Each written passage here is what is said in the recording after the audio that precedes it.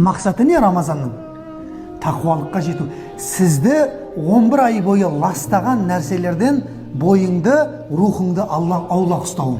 Міне, Рамазанның мақсаты осы. Құдай бір мұқтаж болып сендерге ауыздарын ойбай бекітіңдер, қиналып жатыр. Құдай ешкімнің ауыз ашарына да, оразасына да не емес, мұқтаж емес. Азыңнан кешке дейін аузыңа тығасың ба ерегісіп Рамазанның ішінде? Проблема жоқ. Алла ештеңеге мұқтаж емес. Бірақ не? Мақсатын білді. Рамазанның мақсаты, бауырлар, тақуалыққа жеткізу.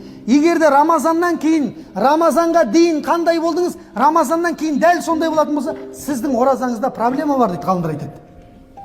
Ал егер Рамазаннан кейін жақсы жаққа қарай өзгерсең, онда сенің Рамазанның мощный болған дейді.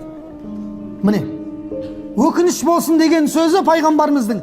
Қалай болса солай Рамазанның мақсатын, мұратын, ішіндегі руханиятын білмей өткен адамдарға өкініш болсын дейді. Не Құран оқымаған адамдарға.